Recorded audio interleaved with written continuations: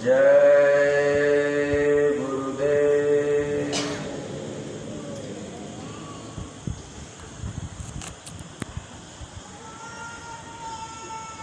शब्द रूप में विराजमान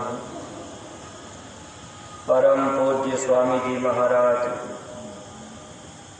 परम श्रद्धेय पूज्य महाराज जी के चरणों में कोटि कोटि नमन प्रणाम करते हुए गुरु महाराज के इस पावन जन्म भूमि पर उपस्थित सभी सत्संगी धर्म प्रेमी भाई बहनों को, सभी जिम्मेदार सेवादार प्रेमियों को सादर जय गुरुदेव। परमार्थी प्रेमी भाई बहनों, जब जब इस धरती पर धर्म का लोप होता है, मानव के अंदर से मानवता चली जाती है, इंसान इंसानियत को छोड़कर जब हैवानियत के रास्ते पर चलने लगते हैं, जब लोगों का खान पान बिगड़ जाता है, नज़रों में माँ बहन बहू बेटी की पहचान खत्म हो जाती है, तो ऐसे समय में धर्म की स्थापना करने के लिए, समाज को एक नई दिशा देने के लिए, मानव आत्माओं के कल्याण के लिए, रूहों के निजात के लिए कोई न कोई शक्ति इस धराधाम पर आया करती है। जब भी वो शक्ति आती है, हम सब जीवों को समझाने का प्रयत्न करती रहती है, लेकिन हम सब अज्ञानी जीव समय की शक्ति की बात को मानने के लिए तैयार नहीं होते। अगर समय की शक्ति की बात को लोग मान लेते तो इस धरती पर जो भी शक्तियाँ आई, लोग उस समय में उनके कहने में चल पड़ते। जब भगवान राम इस धरती पर आए तो उनकी बातों को भी सब लोग मानने के लिए तैयार नहीं हुए। गुरु महाराज सत्संग में सुनाया करते थे, भगवान राम जंगलों में जाकर भालू बानरों को लेकर के अपना काम किए। बड़े बड़े विद्वान उस समय भी रहे, लेकिन भगवान राम की बात को स्वीकार नहीं कर पाए। ऐसे ही धर्म का संदेश लेकर जब भगवान कृष्ण आए तो समय पर भगवान कृष्ण की बात को लोग नहीं मान पाए। अगर लोग उनकी बातों को मान लेते तो इतना बड़ा नुकसान न होता, महाभारत न होता। इसी धरती पर मोहम्मद साहब जब आए, वो अपना पैगाम जब लोगों के बीच सुनाया करते थे, लोग उनकी बातों को कबूल करने के लिए तैयार नहीं हुए। वैसे जो भी शक्ति आई, वो शक्ति जाति पाति मजहब के भेदभाव से दूर हटकर हम जीवों को मानवता का संदेश देने का काम किया करती है। बाबा जय गुरुदेव जी महाराज इस धरती पर मानवता और इंसानियत का संदेश हम जीवों को लगभग 60 वर्षों तक सुनाते समझाते बताते रहे, ताकि जो भी लोग मनुष्य शरीर में आए, सब लोग भेदभाव को छोड़ करके मानवता की तरफ चल पड़े, मानवीय गुणों को अपना ले, अपना ये मानव जीवन सफल बना ले।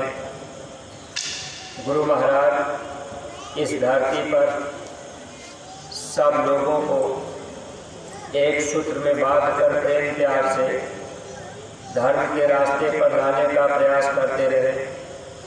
लेकिन गुरु महाराज का जो पैगाम संदेश इस धरती पर लोगों के बीच में हुआ, जब लोग संदेश पैगाम को सुनते हैं, थोड़े समय के लिए मन स्वीकार भी कर लेता है, ये बाबा जी की बातें सही हैं, लेकिन हम आप इस मोह ममता ज्ञानता के देश में फिर इसी माया की छाया में भूल जाते हैं।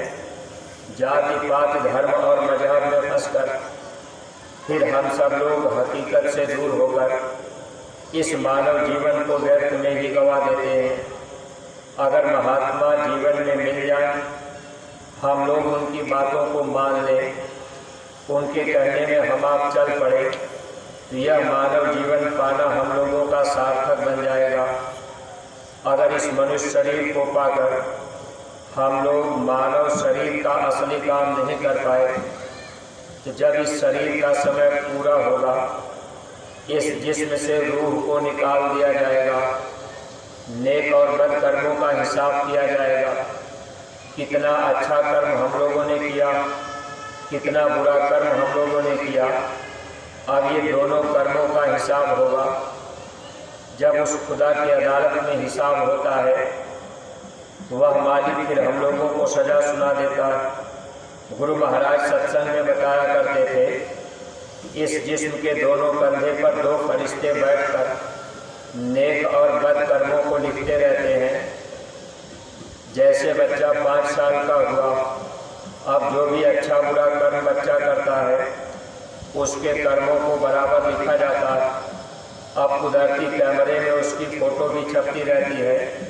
धर्मराज के दरबार में खुदा की अदालत में जब पेशी होती है, तो जो भी बुरे कर्म हमारे आपके, उन कर्मों की सज़ा हम जीवों को सुना दी जाती है। अब यही जीवात्मा, ये रूह वहाँ दोजख में नरकों में पड़ी रहती है। दुख ही दुख मिलता है। महात्मा इस दुख से बचाने के लिए आया करते। कबीर साहब, रैदास जी, गोस्वामी जी महाराज, दादू दयाल दरिया, भीखा साजोबाई, मीराबाई, जो भी महात्मा इस धरती पर आए, बस हम जीवों को सच्चा सुख देने के लिए। लेकिन हम आप इस मानव शरीर को पाकर थोड़ा धन दौलत रुपया पैसा इकट्ठा कर लिए, घर मकान दुकान जमीन हो गया, तो हम लोगों के अंदर अहंकार हो जाता है।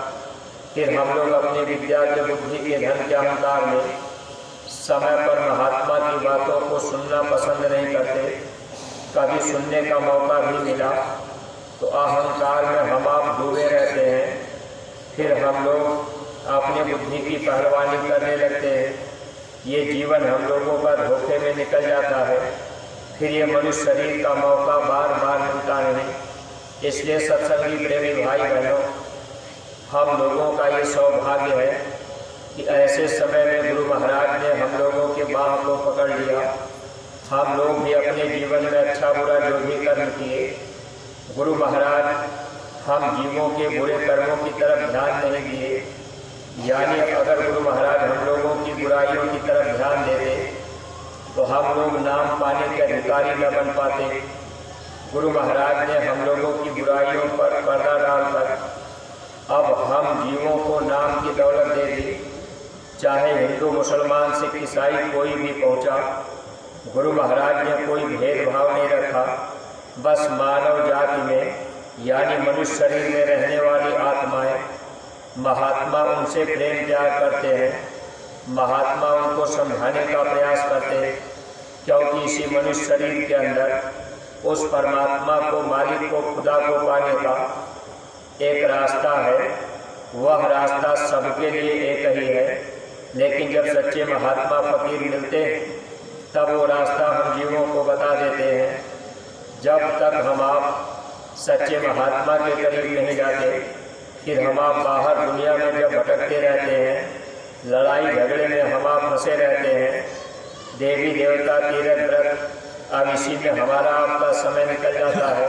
हम आप ये सोच लेते हैं कि भाई हमने तो ये पूजा पाठ देवी देवता की कर ही लिया, इसीलिए जीवन धोखे में निकल जाता है। जबकि सही और सच्ची बात तो ये है कि जिस देश में हम लोग रहते हैं, ये देश कर्म प्रधान है। यहाँ अच्छा बुरा जो भी कर्म हम आप कर रहे हैं, इसकी सज़ा हम जीवों को दी जाएगी। अब कर्म करने की आज़ादी तो हम लोगों को है, चाहे हम लोग कोई भी कर्म कर लें, लेकिन सज़ा हम जीवों को भोगना पड़ता है। महात्मा इसी बात को समझाने आते। अगर महात्मा मिल गए तो एक फ़ायदा ये हो जाता है कि महात्मा जीव के कर्मों को माफ़ कर देते। माफ़ी का दरबार संतों का है और कोई माफ़ नहीं करता। इसीलिए मुसलमान भाइयों के किताबों में भी लिखा गया था, कामिल मुर्शिद के चरणों में सिजदा करो, माफ़ी तेरे गुनाहों की हो जाएगी। अगर समय के सच्चे मुर्शिद मिल गए, वक्त के सच्चे फ़कीर मिल गए, तब तो गुनाहों को माफ़ कर देते हैं। अगर महात्मा नहीं मिले तो गुनाह माफ़ नहीं होंगे। इसलिए सत्संगी प्रेमी भाई बहनों, सौभाग्य हम लोगों का है कि हम लोग ऐसे महापुरुष की छत्र छाया में रहकर, गुरु महाराज के आदेश निर्देश में चलकर हम लोग चाहें तो अपने गुनाहों की माफ़ी करा करके हम लोग सच्चे देश सच्चे घर जा सकते हैं, सच्चा सुख हम आप प्राप्त कर सकते हैं। महापुरुष गुनाहों की माफ़ी के लिए ही आया करते हैं, लेकिन गुनाहों को माफ़ करने के लिए महात्मा हमको आपको कोई न कोई तरीका बताते रहते हैं। अगर उनके वचनों को हम आप पकड़ें तब तो हमारे आपके गुनाह माफ़ हो जाए। अगर महापुरुष के वचन को हम आप नहीं पकड़ पाए तो फिर गुनाहों की माफ़ी नहीं हो पाती। इसलिए सत्संगी प्रेमी भाई बहनों, जिस रास्ते पर हम आप चल रहे, ये रास्ता परमात्मा का है, जीवात्मा के कल्याण का है। इसमें हमको आपको हमेशा ध्यान रखना पड़ेगा कि जो भी आदेश गुरु दरबार से मिले, पूज्य महाराज जी का जो भी आदेश हुक्म हो, हम लोग उसका अक्षरशः पालन करने लगेंगे। हम लोगों के गुनाहों की माफ़ी होती जाएगी। अगर हम लोग महापुरुष के वचन को नहीं मान पाए तो फिर हम आप यही दुनिया के कारोबार में अगर फंसे रह गए तो गुनाहों की सज़ा तो मिलेगी ही। गुरु महाराज गुनाहों की माफ़ी के लिए देखिए मथुरा में मंदिर तैयार किए, और ये खितौरा में गुरु महाराज की जहाँ जन्मभूमि है, यह मिट्टी भी पापों को धोती है। ये ऐसा स्थान गुरु महाराज ने तैयार किया। आगे समय वक्त ऐसा आ रहा है कि देश विदेश के लोग भी भाग करके यहाँ आएंगे, यहाँ की मिट्टी उठा करके माथे लगाएंगे, उनको भी शक्ति मिलेगी। ऐसे पावन स्थान पर जिन सत्संगी प्रेमी भाई बहनों को सेवा करने का मौका मिला है, ये हम लोगों का सौभाग्य है। इसलिए हम लोगों को कोशिश करनी चाहिए कि अपना अधिक से अधिक समय गुरु दरबार में, गुरु महाराज की पावन जन्मभूमि पर यहाँ सेवा में लग जाए। जितना अधिक हम आप अपनी श्वासें यहाँ बिता लेंगे, सेवा में लगा देंगे, वह हम लोगों के लिए लाभकारी होगा। वैसे अगर हम आप घर परिवार में चले गए तो श्वासें वहाँ भी निकलती रहेंगी, श्वासें धीरे धीरे खत्म होती जाएंगी। जब श्वासों की पूंजी पूरी होगी, इस शरीर से हम लोगों को निकाल दिया जाएगा, आत्मा को निकाल दिया जाएगा। तो जितना अधिक समय हम लोग अपना सेवा में लगा देंगे, हालांकि सेवा में हम लोगों को हर तरह से अपने आप को संभालने की ज़रूरत है। सेवा में थोड़ी तकलीफ भी अगर मिल जाए तो भी हम लोगों को दूर नहीं हटना चाहिए। अगर हम आप लगे रहेंगे तो हम जीवों का काम बन जाएगा। सेवा से सद्गुरु जीव के कर्मों को साफ करते। महात्मा जब भी आए, सेवा एक साधन हम लोगों के लिए बना दिए। अगर हम लोग सेवा में अपना समय पर वक्त दे करके हम लोगों ने अगर सेवा कर लिया, लोग पर लोग दोनों का लाभ हम प्रेमियों को मिलता रहेगा।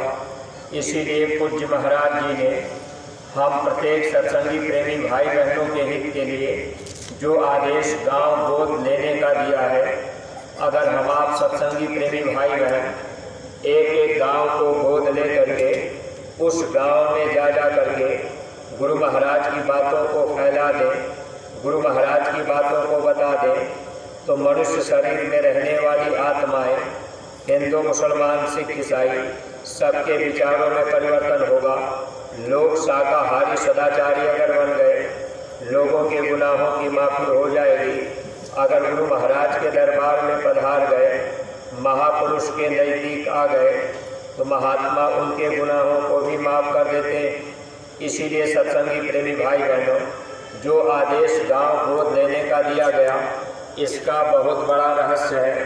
क्योंकि हम लोग कर्म प्रधान देश में रहते हैं, हम लोगों से भी अच्छा बुरा कर्म बनता है, लेकिन महात्मा इन कर्मों को माफ़ करने का एक साधन तैयार कर देते। गांव गोद लेकर के प्रचार करना ये बहुत बड़ा साधन है, क्योंकि गुरु महाराज ने जो हम लोगों के लिए अवसर दिया है, गुरु महाराज ने कहा है शाकाहारी बनने की एक तारीख निश्चित है। अगर वो तारीख बीत जाएगी तब लोगों के गुनाह माफ़ नहीं होंगे, फिर बीमारियों की ऐसी आंधी चलेगी, लोग डॉक्टर के पास जाएंगे, डॉक्टर दवा देंगे, दवा काम नहीं करेगी, डॉक्टर हॉस्पिटल छोड़ करके भागेंगे, अस्पतालों में लाशों की लाइन लग जाएगी। सत्संगी प्रेमी भाई बहनों, समय के पहले अगर हम लोग एक एक गांव गोद ले करके केवल गांव में जा करके गुरु महाराज की बातों को बता दिए, शाकाहारी रहने के विषय में, थोड़ा मनुष्य शरीर के विषय में अगर हम लोग गुरु महाराज की बातें समझा दिए, लोगों के विचार अगर बदल गए, लोग शाकाहारी बन गए, जीव हिंसा का काम लोगों ने बंद कर दिया, तो उनका भी मानव तन पाना सार्थक बन जाएगा। क्योंकि महात्मा की एक बात मान लेने पर महात्मा उन जीवों पर दया कर देते हैं। इसीलिए गांव-गांव में संदेश पहुंचाना ये हम लोगों का फर्ज और कर्तव्य है। अगर हम लोग गांव गोद लेकर के ये काम करेंगे, थोड़ी अपनी जिम्मेदारी हम आप निभाएंगे कि भाई ये गांव मैंने गोद लिया है, इस गांव में हमको प्रचार करना है, लोगों को शाकाहारी बनाना है। जब बार बार हम आप किसी बात को बताएंगे, जरूर उनके ऊपर असर पड़ेगा। जब हम लोग बार बार गांव में जाएंगे, आदमी के विचारों में धक्का लगता है। वैसे तो हर आदमी, जो भी लोग मांस मछली अंडा शराब खाने पीने में लग गए, ये या तो अज्ञानता बस लग गए, या जिज्ञा के स्वाद बस लग गए, या देखा देखी में लग गए। अब जिस परिवार में माता पिता मांस मछली अंडा शराब खा पी रहे, अगर उस परिवार में कोई बच्चा जन्म ले लिया, अब बच्चे को ज्ञान नहीं है, माता पिता उसको खिलाना सिखा दिए, अब माता पिता उसको अंडा खिलाना सिखा दिए, अब बच्चा भी खाने पीने लगा। इसलिए जब हम आप गांव गोद लेकर के प्रचार करेंगे, तो बाबा जी का कहना शाकाहारी रहना और गुरु महाराज की बातों को जब बताएंगे, ये भारत भूमि धार्मिक देश है, बाबा जी की बातों को बताने पर बच्चों के ऊपर बड़ा भारी असर पड़ेगा। इसीलिए पूज्य महाराज जी ने युवा संगठन का भी निर्माण किया। युवा संगठन के जो भी बच्चे जब गांव-गांव में जाएंगे, लोगों के बीच में प्रचार प्रसार करेंगे, लोगों के ऊपर बहुत बड़ा असर पड़ेगा। ये धर्म का काम हम लोगों के ऊपर एक तरह से जिम्मेदारी सौंपी गई है। अगर सत्संगी प्रेमी भाई बहनों, इस धर्म के प्रचार में हम लोग अपना तन मन धन खर्च करेंगे, थोड़ा अपना समय देना पड़ेगा, तन भी लगाना पड़ेगा, धन भी लगाना पड़ेगा और मन को भी लगाना पड़ेगा। गुरु महाराज ने कहा भी था, परिवर्तन उन बच्चों के द्वारा होगा जो परमार्थ की कसौटी पर खड़े उतरेंगे। जरूरत पड़ेगी तो अपना तन मन धन तीनों कुर्बान कर देंगे। गुरु महाराज ने कहा था, परिवर्तन गांव से होगा। अब हम सत्संगी प्रेमी भाई बहन अगर पूज्य महाराज जी की बातों को अमल कर लेते, गांव से परिवर्तन होगा। अगर हम आप गांव गोद लेकर के गांव में हम आप आते जाते प्रचार करते, उस गांव के हम आप एक तरह से सिपाही बन गए, ड्यूटी हो गई कि भाई इस गांव में हमको बराबर जाना है, 4 दिन 6 दिन हफ्ते में जाना, गुरु महाराज की बातों को बताना है। हम लोग अपनी ड्यूटी को निभाते रहते तो निश्चित ही हम जीवों का भी काम होता, इसमें हम लोगों का तन भी लगता और धन भी लगता, मन भी हम लोगों का उधर लग जाता। भाई चिंता हो जाती कि हमने ये गांव गोद दिया है, इस गांव में हमको प्रचार करने जरूर जाना। ये अंदर में भाव अगर पैदा हो जाता तो हम जीवों के गुनाहों की माफ़ी होती, क्योंकि गुनाह तो हम आप बराबर करते ही रहते हैं। गुनाहों के अखबार से हम आप दबे हुए हैं। महात्मा हम लोगों को निकालना चाहते हैं, तो सत्संगी प्रेमी भाई बहनों अवसर महात्मा देते हैं। स्वामी जी महाराज हम लोगों को जब ये जैकेट पहनाए तो जैकेट पहनाकर प्रचार प्रसार करने का आदेश दिए, ताकि बहुत से लोग जिनके पास समय नहीं है, अब जैकेट पहन करके हम आप चल रहे, कोई हिंदू हो, मुसलमान हो, सिख हो, ईसाई हो, अब उनको ये संदेश मिल जाएगा। जय गुरुदेव नाम पढ़ लेंगे, ये प्रभु का नाम है, और फिर गुरु महाराज का संदेश भी पढ़ लेंगे। तो स्वामी जी महाराज ये जैकेट इसीलिए पहना है। लेकिन जब ये जैकेट उतार करके अगर कोई आपसे कह दे कि भाई इसको आप रख दीजिए, अब ये जैकेट मत पहनिए, अगर हम आप किसी की बात को मान लिए तो नुकसान अपना ही होगा। स्वामी जी महाराज ने कहा था, मैं अपने बच्चों का पेट पीट मुँह प्रेस और अखबार बना दूंगा। स्वामी जी महाराज हम लोगों को जो ये रास्ता बताए, एक तरह से भक्ति का सरल रास्ता है, जीवों को निज घर जाने का सबसे सरल रास्ता। अब अगर हम आप इस बात को अमल कर लिए, बातों को मानने में लग गए, तब तो ये जीवन हम लोगों का सार्थक बन जाएगा। इसलिए सत्संगी प्रेमी भाई बहनों, देखिए गुरु महाराज के इस पावन जन्मभूमि पर जो भी सेवादार प्रेमी भाई बहन आप सेवा का भाव लेकर के आए हैं कि भाई हम वहाँ चलेंगे 10 दिन 15 दिन, वहाँ पत्थर की सेवा करेंगे, पत्थर लगाएंगे। अब जो भी राजगीर मिस्त्री सेवादार हैं, बड़े लगन के साथ लोग पत्थर लगाने में लगे हुए हैं। सबके अंदर ये भाव है कि हम रात में भी करेंगे, दिन में भी करेंगे। इस तरह का भाव जब महापुरुष के सामने हम आप प्रकट करेंगे, महात्मा हम लोगों को दया देंगे।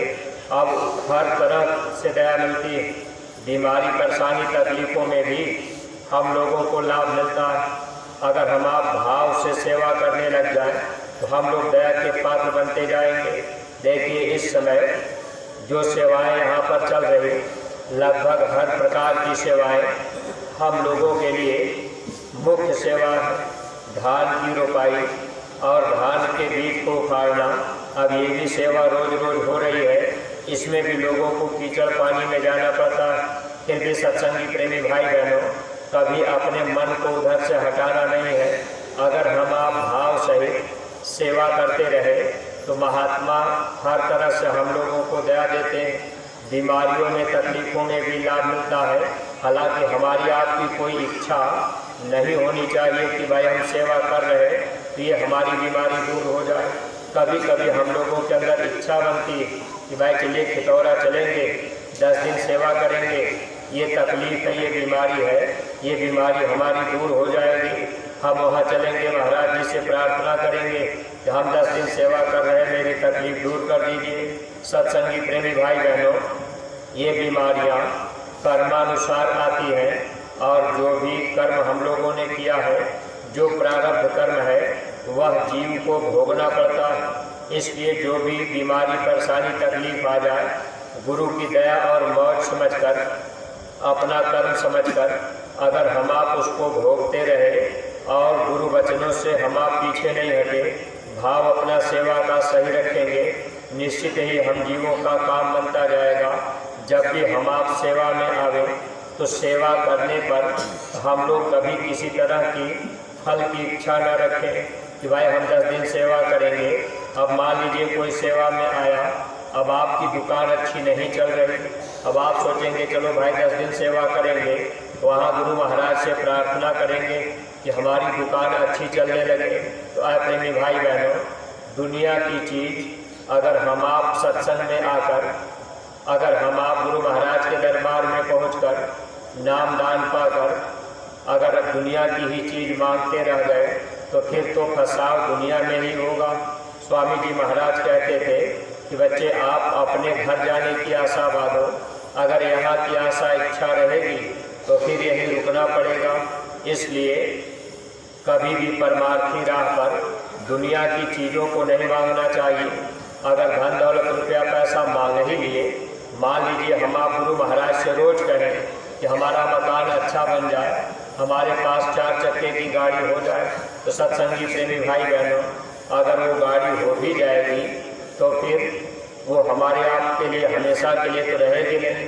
श्वासें खत्म होंगी, जीवात्मा निकल गई, अब फिर हम आप उस गाड़ी में नहीं बैठ सकते, अच्छे मकान में नहीं रह सकते।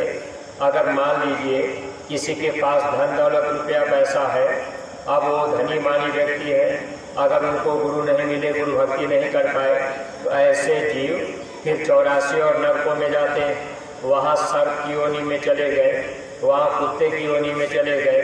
अब वहाँ फिर वो गाड़ी नहीं मिलेगी, मकान नहीं मिलेगा, वहाँ तो दुख ही दुख मिलता है। इसलिए महात्मा जब भी आते हैं तो महात्मा हमेशा आत्मा का कल्याण चाहते हैं।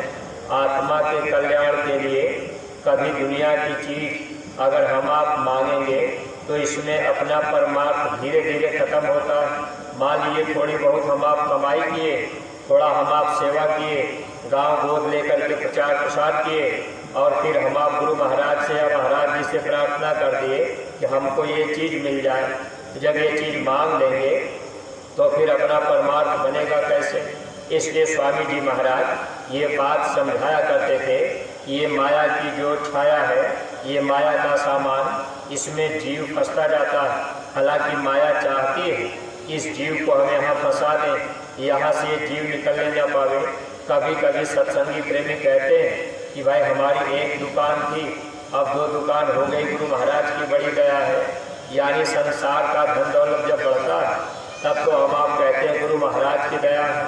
जबकि प्रेमी भाई बहनों, जब गुरु दया करते हैं तो गरीबी, बीमारी, अपमान, ये 3 चीज़ें मिला करती हैं। आज हम आप कोई भी सत्संगी गरीबी पसंद नहीं कर सकते, न तो कभी हम आप गुरु महाराज से कह पाते हैं कि मालिक हमको भले गरीब बना दीजिए लेकिन आपकी दया मिल जाए। हम आप तो यही कहते हैं कि भाई घर मकान अच्छा बन गया तो गुरु महाराज की दया, खेती बाड़ी अच्छी हो गई तब हम आप कहते हैं गुरु महाराज की दया। अगर घर कमी पड़ जाए तब मन सेवा से भी हट जाता है, सत्संग से भी हट जाता है, प्रचार प्रसार से भी मन हट जाता है, गुरु दरबार में आना जाना भी कम हो जाता है। ऐ प्रेमी भाई बहनों, महापुरुष हमेशा आत्मा के कल्याण के लिए आते हैं। अगर आत्मा का कल्याण हम आप चाहते हैं, संसार में जितना फैलाव करते जाएंगे उतना ये मन फैलता जाएगा। इसलिए स्वामी जी महाराज कहते थे कि बच्चे आप फैलाव मत करो, सिमटाव करो। गुरु महाराज कहते थे अगर 4 बीघे खेती आप करते हो, पूरा नहीं पड़ता, आप 1 बीघा खेती करो और आप भजन करो। अब आप मेहनत ईमानदारी की कमाई करो, झूठ मत बोलना। गुरु महाराज ने कहा जब आप भजन करोगे तो 4 बीघे खेती करने पर पूरा नहीं पड़ता था, 1 बीघे खेती करने पर पूरा पड़ जाएगा। तो महात्मा बरकत देते हैं, लेकिन प्रेमी भाई बहनों ये मन हम लोगों का मानता नहीं। हम आप संसार में फैलाव करते जाते हैं, 1 दुकान से 2 दुकान हो गई, ये तो फैलाव हो गया। स्वामी जी महाराज हमेशा सिमटाव के लिए कहते थे जैसे हम आप संसार में अपना फैलाव करते जाएंगे वैसे वैसे ये मन फैलता जाएगा और दुनिया की चीज़ महात्मा देने के लिए नहीं आते। हालांकि पूज्य महाराज जी सत्संग में एक बात कहा करते हैं कि प्यारे बेटे को अपने बाप से मांगने की ज़रूरत नहीं पड़ती, लेकिन पहले हम आप जब प्यारा बेटा बनने की कोशिश करें, अगर हम आप उस तरह से हो जाए तो इस संसार में भी कभी कमी महसूस नहीं होगी और समय आने पर ये जीवात्मा भी अपने सच्चे देश चली जाएगी। एक बार स्वामी जी महाराज एक दृष्टांत सुना रहे थे। एक माँ चूल्हे पर रोटी बना रही थी और अपने छोटे से बच्चे को बगल में पेट के बगल लिटा दी थी। बच्चा छोटा था, ऐसे पेट के बगल बच्चा लेटा था।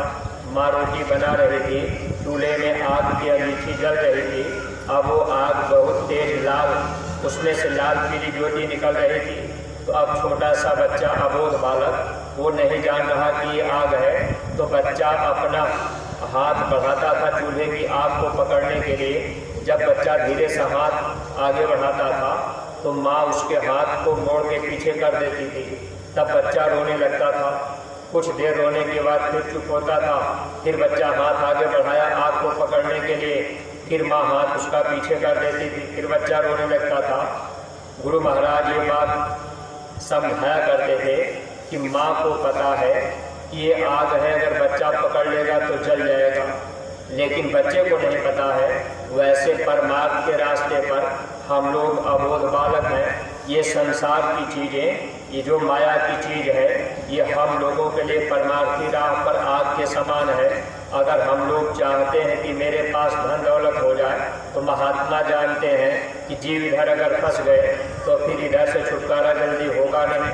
इसलिए प्रेमी भाई बहनों, जो कुछ है उसे हम आप गुरु की मौज मानकर, अपना प्रारब्ध मानकर, अगर एक झोपड़ी है तो उसी में हम आप गुजारा करें, लेकिन हम आप हमेशा मालिक से ही प्रार्थना करें, हम आप सेवा भी करते रहें कि मालिक जब ये मेरा तन छूटे, इस शरीर से जीवात्मा निकले, तो आप इस जीवात्मा को संभाल लीजिएगा, फिर नरकों 84 में न जाना पड़े, फिर हमको दुख और पीड़ा न उठाना पड़े। अगर हम आप अपने घर जाने की आशा बांधे रहेंगे, मालिक से प्रार्थना बराबर करते रहेंगे, निश्चित ही प्रेमी भाई बहनों हम सब जीवों का काम बन जाएगा। इसलिए सत्संगी प्रेमी भाई बहनों, देखिए इस समय जो मौका हम लोगों को गुरु महाराज के दरबार में मिला है सेवा करने का, तो अधिक से अधिक अपना समय देकर हम आप सेवा का लाभ उठा लें। जहाँ जैसी सेवाएं मिल जाएं, खास तौर से हम आप जो भी राजगीर मिस्त्री और सेवादार हैं, अब इस समय आप लोगों की जो ये सेवा है, मुख्य रूप से पत्थर लगाने के लिए ही यहाँ पर लोगों को बुलाया गया और पूज्य महाराज जी का आगमन हुआ। जो लक्ष्य महाराज जी का है ये सेवा 20 दिन में पूरी हो जाए, तो अगर अपने राजगीर मिस्त्री सेवादार प्रेमी भाई बहन अगर महापुरुष के विचार ऐसे हो, तो हम लोगों को भी उस विचार में थोड़ा अपने अंदर भाव प्रकट करके, अपना थोड़ा समय बढ़ा करके ये सेवा अगर हम आप कर देंगे, तो निश्चित ही हम जीवों को विशेष लाभ मिलता जाएगा। और जो भी प्रेमी भाई बहन धान के खेत में रोपाई और बीज उखाड़ने का काम कर रहे, और कुछ प्रेमी उधर अतिथि गृह के तरफ जहां आप सेवा में लगे मिट्टी डाल रहे, समतल कर रहे, अपनी अपनी सेवाएं समय पर पहुंच करके हम आप करने का प्रयास करते रहें। समय से सेवा करने का बहुत बड़ा लाभ हम जीवों को मिलता है। महात्मा समय के पालन पर दया जीवों के ऊपर करते रहते हैं, इसलिए समय से हम आप सेवा में हाजिर हो गए, और इधर फिर सेवा का समय अगर ख़त्म भी हो गया फिर भी हम आप कर रहे। देखिए बहुत से राजगीर मिस्त्री और सेवादार प्रेमी अभी रात में भी उनकी इच्छा है कि भाई हम रात में भी देर रात तक लगाएंगे, मौसम भी ठीक है। कभी कभी तो जैसे बारिश हो गई तो एक एक टाइम 4-4, 6-6 घंटे फिर सेवाएं बंद हो जाती हैं। अब कभी मौका मिल गया तो हम आप 2 घंटे 4 घंटे बढ़ा के सेवा कर दिए। तो ऐसा भाव हम प्रेमी भाई बहनों के अंदर बना रहेगा। हम लोग गुरु महाराज की दया दुआ पाने के लिए इस गुरु महाराज के दरबार में जो आए हैं, इसका पूरा पूरा लाभ हम प्रेमी भाई बहनों को मिलता रहेगा। इन्हीं शब्दों के साथ हम अपनी वाणी को यहीं पर विराम दे रहे। अगर कोई बात अटपटी लगी हो तो आप लोग अपना छोटा भाई समझकर क्षमा कीजिएगा। सब लोग प्रेम के साथ मालिक के पावन नाम का उच्चारण करेंगे। जय गुरुदेव, जय गुरुदेव। नाम किसका? प्रभु का पावन नाम। जय गुरुदेव। अब सभी प्रेमी भाई बहन अपने स्थान पर बैठे ही सामूहिक आरती प्रार्थना करेंगे। जय गुरुदेव। विनय करूं मैं तो कर जोरे, सतगुरु द्वार तुम्हारे, बिन दीप आरती सारू, दो अखिल